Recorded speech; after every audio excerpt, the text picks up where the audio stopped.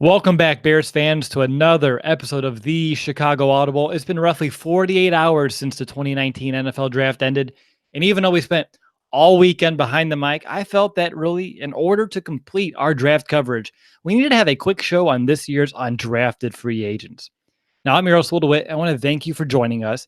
Today, my co-host is our draft guy, Steve Letizia. And Steve, before we dive right into the UDFAs, I must know, and yes, I am actually going to put you on the spot here. What's going to be your instant grade of Ryan Pace's 2019 draft class?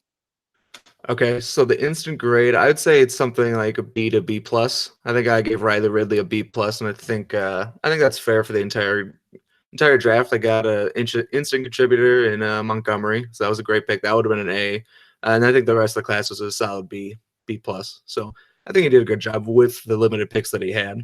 Yeah, and as you know, Steve, the grades that you put out today are the official ones. It doesn't take like 3 years to evaluate any draft class. No, not at all. So it's a B plus, and that's the end of that conversation. All right, that sounds great to me. But as you know, today's kind of focus is going to be on those undrafted free agents. And the Bears, they said they were going to bring in 19. You and I counted. We see 21 guys, all with high roster hopes. Some most definitely have higher chances than the rest. But I just wanted to kind of just name the group. That way everyone knows all of these names and their positions. So on offense, you have wide receiver Emmanuel Hall out of Missouri, wide receiver Thomas Ives out of Colgate, tight end Ian Bunting out of Cal, tight end Dax Raymond, someone I've mentioned on the pod in the past, out of Utah State, tight end Ellis Richardson out of Georgia Southern. And then looking at the offensive line, you have a guard in Alex Bars in Notre Dame. His counterpart, the center from Notre Dame, Sam Mustipher. A guard, Blake Blackmar from Baylor. Another guard, Marquez Tucker out of Utah. And a tackle from Ohio University named Joe Lowry. On defense, you have defensive lineman Matthew Betts from the French-Canadian U League. Defensive lineman Jonathan Harris out of Lindenwood. Defensive line Lawrence Marshall out of Michigan. D-end Dylan Carroll from Grand Valley State. Defensive end Chuck Harris out of Buffalo, Khalil Mack's alma mater.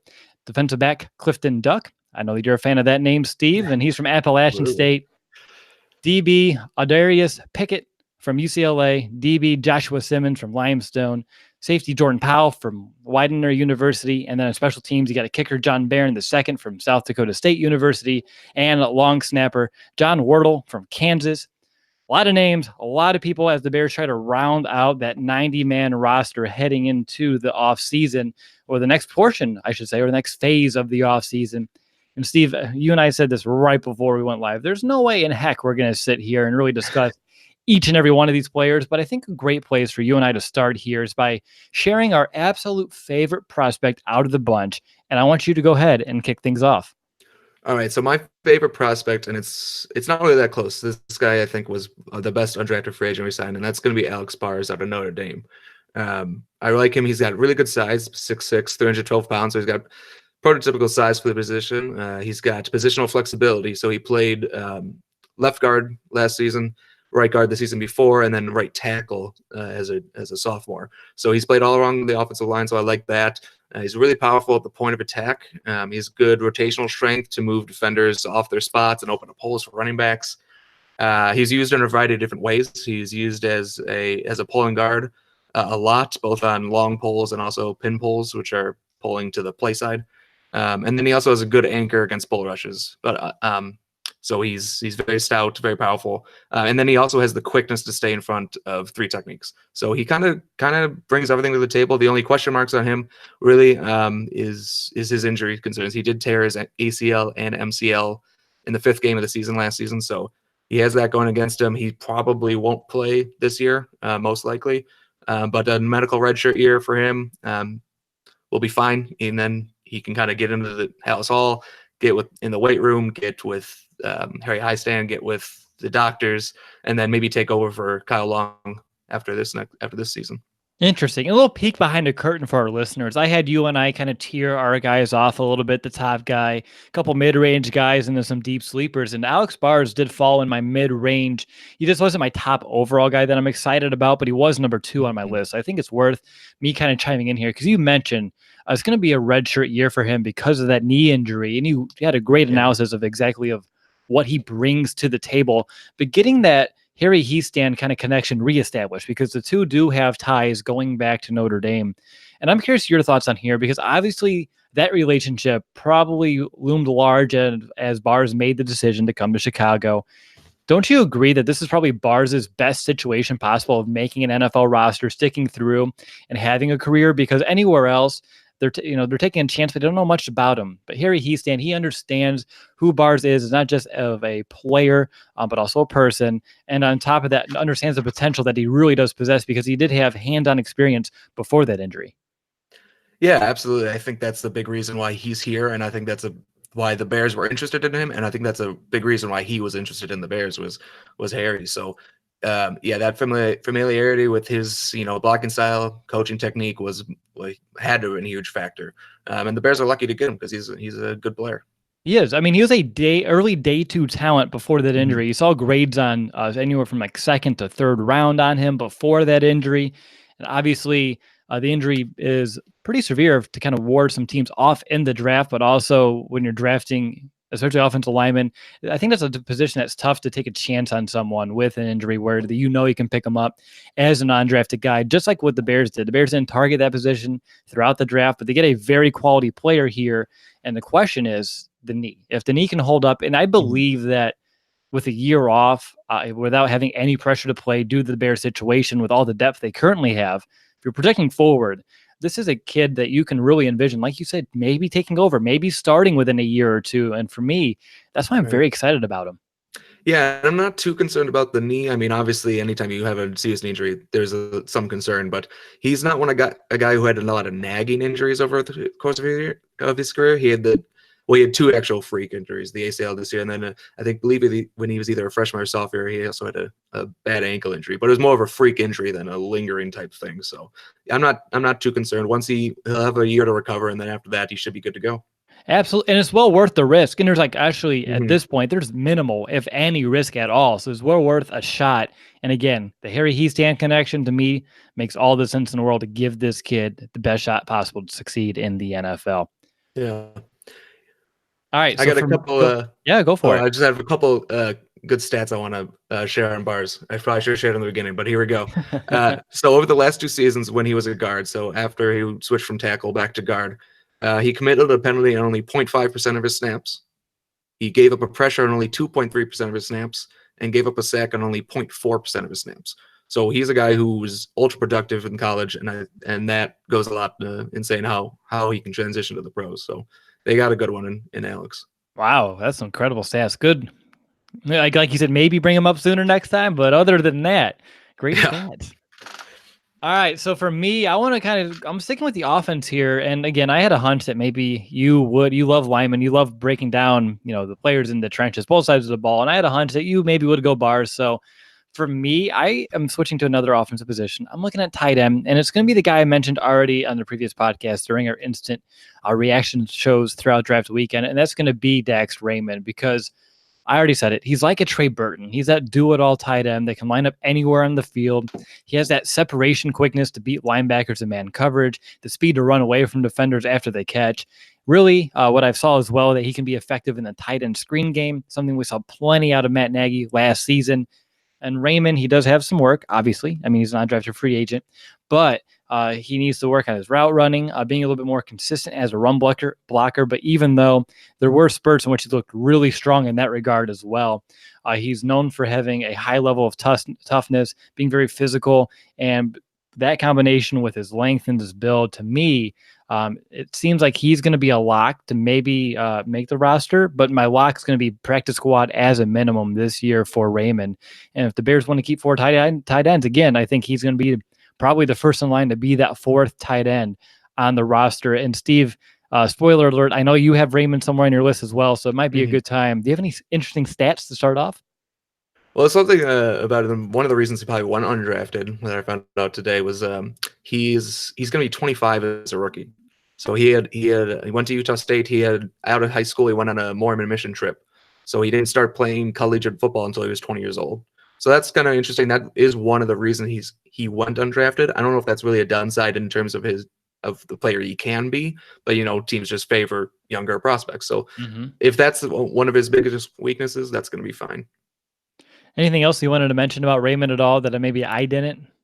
I mean, you pretty much covered it. He's a smooth athlete, natural body control.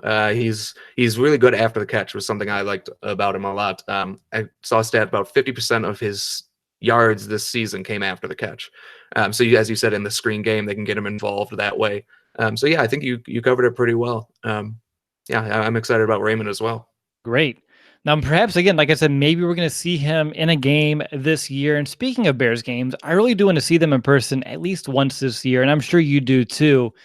And if you need tickets for that or anything else, just make sure to check out our show sponsor, SeatGeek, because there are a bunch of big companies that have been around forever, but they really don't care about making the experience easier for the customer. But what all of us here at the Chicago Audible have really enjoyed about SeatGeek over the years is just how easy to use their app is and how they tailor the experience based off of our interests.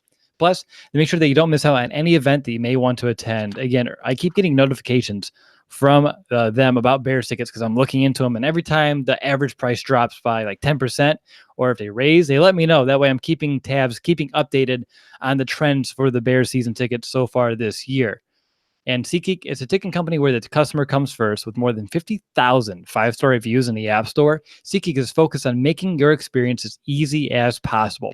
SeatGeek pulls millions of tickets from all over the web, rates each deal on a scale of 1 to 10, and displays them in an interactive seat map. Actually, if you click on a ticket, what's really cool is they give you a photo of where that view is of that section, which of course is very convenient if you're trying to gauge exactly what type of view you're getting there. So it's really simple to find what you're looking for. Green dots are the good deals, and the red dots are the tickets that are just simply overpriced. And the best part of all is that our listeners get $10 off their SeatGeek purchase. SeatGeek supports our show, so go support them because they support us.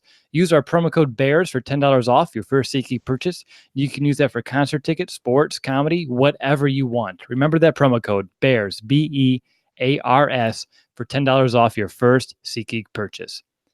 Alrighty, you're listening to the Chicago Audible podcast. This is your host, Will I'm joined by Steve Letizia, and we are sharing our thoughts on this year's undrafted free agent class.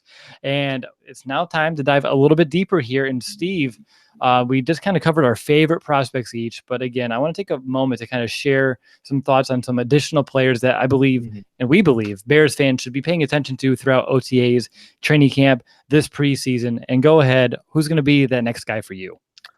Yeah, the next guy for me has got to be Emmanuel Hall. And I know a lot of people on Twitter, a lot of Bears fans have been really excited about him, as they should be. He's super athletic. He had one of the best combines. I think we might have mentioned him on the combine winners and losers. But he's got 4.39 speed, super athletic, burst athleticism. He can take the top off the defense. He's a true deep threat, which the Bears have not really had since, I don't know, Johnny Knox. I don't know. Maybe I'm missing someone, but it's definitely been a while. I know Taylor Gabriel's fast, but he's not as tall. But yeah, he can take the top off the defense. He's really good at tracking the ball over his shoulder. He can start and stop on a dime. He's not the best route runner, which I'll get into a little bit. But if he's able to, he doesn't really need to be a great route runner in order to be successful. So, I mean, he's kind of a bit of a one-trick pony in the fact that he runs mostly just a 9 route, go route. But if you're going to be a one-trick pony, make it that trick because he's really good at it, and it's really important to have in an offense. So just having him on the field opens up the intermediate routes, underneath routes for other receivers. He's never going to be a guy who catches 100 balls in a season, but he can be a guy who catches 40 to 50 balls for 750 to 1,000 yards, something like that. So he's not going to be a high-volume guy, but he's going to be a big play guy, which is what the Bears need. So just some things he needs to work on. He really didn't run a diverse route tree in college. Like I said, he might not need to be to do that to be successful in the pros, but he can help himself if he does. If he really just ran goes, posts, and slants, and that's pretty much it. Yeah, needs to improve his route running. He's not really a contested catch kind of guy. He's not going to go up, jump, and use that 43-inch vertical leap to jump over people. He's more of a body catcher, not much of a hands catcher, so it does lead to some drops. But overall, it's the big plays you want out of him, so you can handle a few drops here and there as long as he catches you a 80-yard touchdown every now and then. Do you have any like an inkling on how he would fare? Because we know already that the Bears wide receiver group, that unit is probably the deepest has ever been in the history of this franchise, honestly, as you're looking at that group. Yeah. How do you feel about his chances to make the roster, make the practice squad? They did sign Marvin Hall as well this year, which is another kind of Mhm. flyer type of wide receiver. I'm just curious your thoughts there. Yeah, that's one of the reasons why he wasn't my number one most exciting. Because I don't really know if he's gonna make the roster. Just because, like you said, the Bears wide receivers room is stacked. So, yeah, he's gonna be competing with Marvin Hall, and who provides more special teams value. Probably he's gonna be competing with Javon Wims, who already has a year in the system. So, yeah, I don't know. I think he definitely has a chance because he offers something that maybe other receivers don't offer. But I would say it's most likely a practice squad. And like I said, he does have that drop issue. So I know people are really excited about him, but I think we might need to temper our expectations just a little bit. He might be a guy who's maybe down the road can provide something, but in year one, I think he's more of a practice squad guy. All right. For me, another player that's really like intriguing me right now is that Matthew Betts from U Sports up in Canada, because I just want to start out by highlighting the fact that he is the only player in U Sport football history to win 4 major individual awards. He won the 2015, I'm not going to try to pronounce all these French name trophy for the most outstanding rookie. Also 2016, 27, and 2018. He won the award for most outstanding down lineman. He's also a 2-time Veneer Cup champion, so obviously he knows what it takes as a program to win championships. So to me, him coming to Chicago shows yet again that Ryan Pace loves bringing in talent that can dominate at their level of competition. And like I mentioned, he knows how to win championships. That's an added bonus. He plays with a high motor. He has a variety of rush moves in order to kind of get the job done. And Mhm. speaking of the high motor, I saw a play where he was going after the quarterback in the backfield who was able to get rid of the ball. So he turned up field and was able to chase down the wide receiver and the secondary to make that tackle. That's impressive. And with the Bears needing all of that edge help, I'm curious to see exactly where he's going to fit and how well he performs in camp. And like I mentioned in preseason, because if he can start having flashes and maybe outperform or outflash guys like Isaiah Irving or Kylie Fitz, he's going to make a very interesting case to make this roster. And if he gets at least close, then again, we're going to maybe have a battle on our hands with another practice squad candidate here.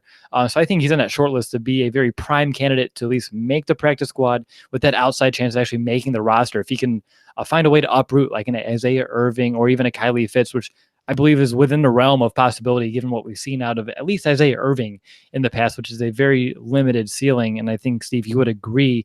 Is there anything else? I know that you and I were talking a little bit about Betts before we went live. Is there anything else that you wanted to bring up about him? Yeah, a few things. Did you read my notes? Because you kind of got it verbatim when I have written down. You did pretty good. But another thing I'll just add is, yeah, the biggest question mark is with him is just his level of competition. So, how does that translate to the pros? But one thing that will translate is athleticism. So I just want to go over a little bit of some of his pro day Sure. numbers. He ran a 40-yard dash in 4.7 seconds, which is respectable given his size. That would have ranked 4th at the actual combine among edge defenders. So pretty good. Short shuttle of 4.28, that also would have ranked 4th at the combine.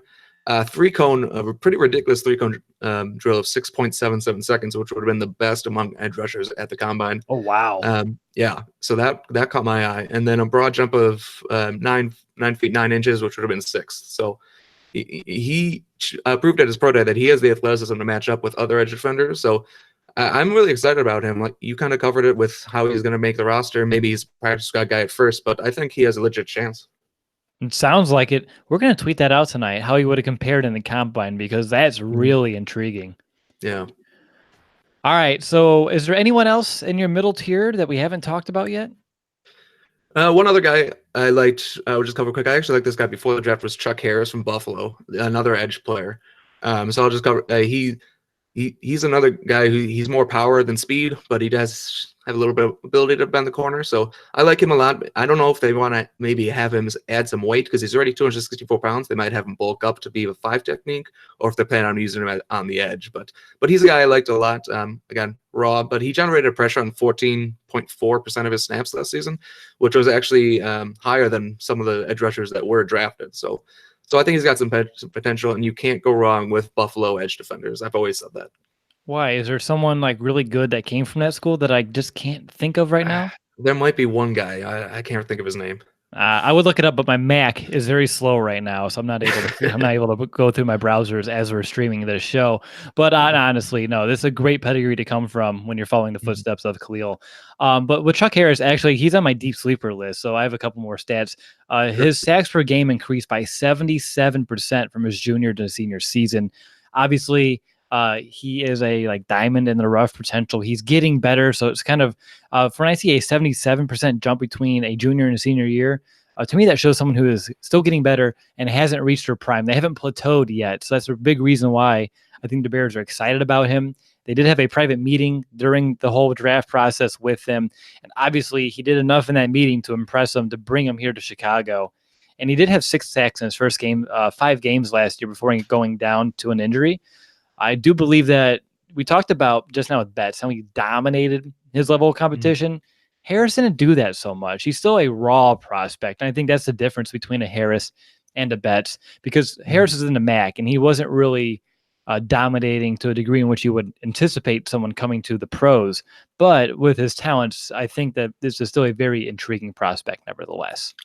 Yeah, absolutely. And like you said, with these guys, they're just lottery tickets. So you want to take a chance on ascending players. And he's like you said, he increased his sacks. I forget what 77% or whatever it was, Mm-hmm. and he increased his sack total every year. So he's an ascending player. Maybe he never turns out, but I think it's worth the risk on Chuck Harris. The minimal risk that there is with Yeah, very undrafted little free risk. agents. And the thing is, I know we have roughly the same, 5 to 6 guys that we wanted to talk about today, which makes sense. I mean, we didn't want to talk about it beforehand because I figured let's just have this be organic, see who each of us Mhm. really are intrigued by. And the fact that Ryan Pace hits on these guys so often and he doesn't need to hit on them like he had to in the past gives these guys a little bit extra of a buffer, a little bit less pressure off the get go. And these are guys who really can develop to be contributors on this team. And for a team that is coming up to some contract situations, you're kind of Trubisky and Jackson and Cohen and that draft class as a whole, and of course some other veterans on this team. Finding guys right here that would be able to step in a year or two with a relative low cost is huge for the long-term success. And I believe when Ryan Pace says, "Hey, we're going to build this team through the draft," this is an extension of it. This is not Mhm. separate. Undrafted free agents for Ryan Pace is an extension of the draft. And that's why he's so aggressive in it. Don't you agree? Yeah, and he was talking about undrafted free agents before the draft was even over. He was getting excited about signing them. So yeah, absolutely, it's definitely an extension of the draft for him, and that's how you should be approaching these guys. Like I said, I count the Bears as having 7 draft picks because 2 of the guys they signed probably should have been drafted, or maybe even 3 of them should have been drafted. So yeah, Hey, and definitely that's a good way. Like we had limited draft capital, yet we found a way to come out with 7 or 8 picks this year. Pretty right, incredible. All definitely right. Getting into our sleepers, I only have one left that's on my list, and that's gonna be Clifton Duck. Someone I know you said you had a first round name. I think I'm quoting you right. absolutely. Yep, best This name of the draft. this dude, I mean, he's a ball hawk, okay, or Mhm. maybe it's ball duck at this Ball point, duck. but that's okay. He had 19 pass deflections, 12 interceptions over his career at App State. On top of those ball skills, he's known for being a student of the game. He credits a lot of his big time plays to film study and putting in the work off the field.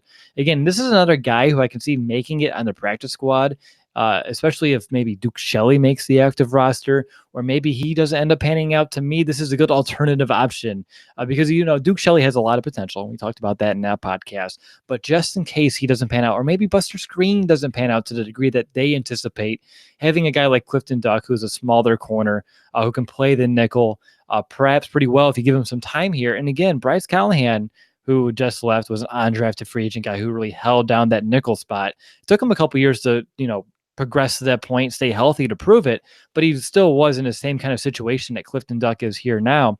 So for me, this was a very strong option to bring into camp, see what you have in him, see if you can find a spot for him for the future of this team. Because again, at this point, there's really no risk of not doing it. So for me, I like Clifton Duck. He again, smaller school, dominated. Let's see what he can do here in the pros. Love that the Bears brought him in to give him a chance. How about you? Do you have any other deep sleepers or any fun facts on any of the other guys that you want to mention? I got one other guy, but I just want to mention before we move on from Clifton Duck that slot corner is a position where you can routinely find guys as undrafted free agents. You mentioned Bryce Callahan, but Bryce Callahan, new teammate right now, Chris Harris, one of the best slot corners in the league, was also an undrafted free agent. So it's a position where you can really find a diamond in the rough. Mm. But my guy, the guy I like, probably a deep sleeper, is Georgia Southern's tight end Ellis Richardson. So the thing that intrigued me about him is because he doesn't have a lot of experience at the position. He was a quarterback in college at Southern Georgia his freshman year before transferring to Georgia Southern and switching to tight end. So he's only got a few years as a tight end, didn't have a lot of production, didn't see the field a lot. But it's someone they signed as an undrafted free agent, so they could have just brought him in as a camp tryout, but they actually signed him to a contract. So they have to obviously see something about him. So he's someone who we might want to keep an eye out for. Best case scenario is obviously the practice squad. He's not going to no chance of making the roster, but maybe some guy you can stash on the practice squad for a few years. Yeah, absolutely. All right, Steve, this is your chance, now or never, or now until training camp. Anything else about any of these guys? Anything you're paying attention to, perhaps throughout rookie minicamp? For me, we haven't talked about them because a lot of these, we didn't even mention the guys that are coming in on a tryout basis. But it does appear that Ryan Pace may be listening, because I've been saying it for a couple of weeks where after the draft ends, bring in every undrafted kicker you can to camp. And they're bringing in, I think, 5 and then 6 if you count the guy that they actually signed. So 5 on a tryout, another one, plus the 3 or 4 they already have now. So I think we're up to 10 kickers, which I think that's where I said I want the Bears to be at. So this is getting really interesting at that position. Yeah, hey, you can't say they aren't trying to fix the problem, because 10 kickers is a lot. I don't know how they're going to handle that during tryouts and everything, but hey, I'm glad they're doing something, because they obviously have a big hole to fill there. It has to be an NFL record, right? I would guess so. 10 kickers, like I can't imagine a team's ever had more than that. But the guy that did sign is John Barron out of San Diego State, and I do like him too. One thing that stood out was he was 5 for 5 from 50 plus this past year, so that's impressive. He's got a big leg. He was only 1 of 3 from he was from 40 to 49 and missed 5 field goals on the season. So I don't know how he was 5 of 5 from 50 plus, but he's an intriguing leg to keep an eye on in that battle. Answers my question. I was going to ask, how is he from 43? And that answered it. There you go. All right. Anything else? Training camp, mini camp, OTAs that's on your mind as you're looking at this, the list? I think we've done a pretty good job of covering a very relatively little known group of guys. Yeah, I think we covered the guys that are worth talking about right now. But yeah, during minicamp, they'll probably sign 1 or 2 or 3 guys. So keep an eye out for that, and maybe we'll have another emergency pod when they make those signings. Really? You gotta talk about everyone. You're right. That's what we do here at the Chicago Audible. But hey, we talked about the guys that are on our list, on our radar, and every year there's someone else between now and training camp that's going to create a bunch of buzz for himself. And by the time July gets here, we're going to be very excited to go watch. So for me, I'm looking for that sleeper. I'm looking for that dark horse to kind of rear its head as we kind of get through this portion of the off season. All righty. Well, that's going to do it for this episode of the Chicago Audible. I want to thank you, Steve, for, of course, taking the time to hop on to talk about these UDFAs. I want to thank everyone who took the time to watch or listen to the show. We really do appreciate it. We would not be here without your support. We'll be back soon, but until then, bear down, Chicago.